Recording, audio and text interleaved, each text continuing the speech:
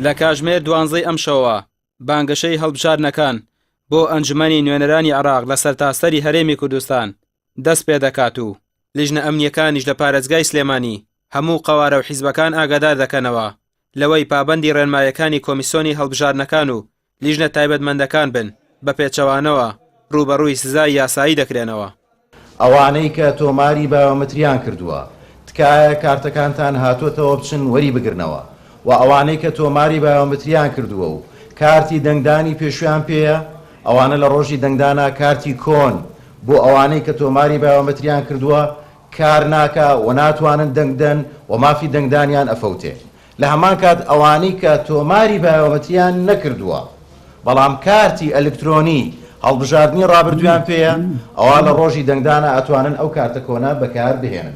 لە گەڕەکەکانی ناوشاری سلێمانی بەکارهێنانی موکەبەرەی دەنگ و گۆرانی قەدەغەکراوە و لیژنەی ئەمنی ڕاستپێراوە بۆ ئەوەی کە هەڵسن بە گرتنەبەری ڕێشوێنی پێویست لەبەرەوەی نەبێتە هۆی ئەوەی ژیانی خەڵک تێک بچێ بە تایبەتی کە لە ئێستای نزیکە بینەوە لە قۆناغەکانی تاقیکردنەوەی خوێندکاران. بڕیارە ماوەی بانگەشەی هەڵبژاردنەکان 25 ڕۆژ بخایەنێت. ڕۆژی 10 مانگی داهاتوو دەنگدانی تایبەت بەڕێوە دەچێت. 2 ڕۆژ دوای ئەوەش دەنگدانی گشتی دەست پێ دەکات. ئەو هاوڵاتیانەشی کە ناویان لە سیستەمی بایۆمەتری تۆمار کردووە و نەچوونەتەوە بۆ وەرگرتنەوەی پێناسی دەنگدان یاخود کاتی پێشووی دەنگدانیان ون کردووە مافی دەنگدانیان نابێت. ئەوانەشی بایۆمەتری دەنگدانیان تازە نەکردوێتەوە و پێناسە کۆنەکانیان لاماوە مافی دەنگدانیان دەبێت.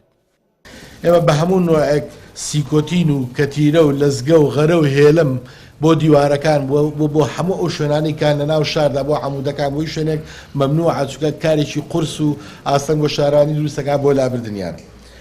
سەرجەم فەرمانگە میریەکان واتە ناوەندەکانی خوێندن و زانکۆ و پەیمانگاکان لەگەڵ شوێنە ئاینەکان لە مزگەوت و کەنیسە و هۆڵی پرسەکان ئەمە قەدەغەیە بە هەموو جۆرێک کە هیچ ڕێکلامێکی لێ بکرێت و وێنە و هیچ دیعاکی قوارێکی سیاسی لەسەر دابردرێت.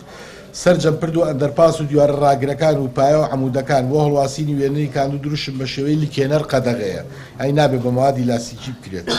نووسینی ڕاستەخۆ لەسەر دیوارەکان قەدەغەیە واتە بە سپرا یاخو بە فڵچە تۆ لەسەر هەر شوێنێک بێت شت بنووسی ئەوە قەدەغەیە. داپۆشینی ڕێنمایەکانی هاتوچۆ بە هەموو جۆرەگەیان یاخو ستوونەکانی ترەفیکلایت قەدەغەیە.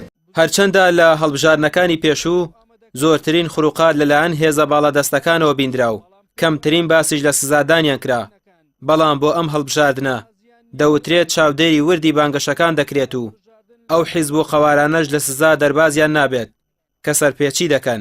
هاوکات کۆمەڵی ئیسلامی کوردستانیش ئامادەکاری تەواوی بۆ بانگەشەی هەڵبژاردنەکان کردووە کە لە هەرێمی کوردستان بە لیستی سربەخۆ و لە ناوچەدا بڕێنراوەکانیش بە لیستی نیشتیمانی بەشداری هەڵبژاردنەکانی پەرلەمانی عێراق دەکات. ڕەمی عوسمان کەناڵی ئاسمانی پێیام سلێمانی.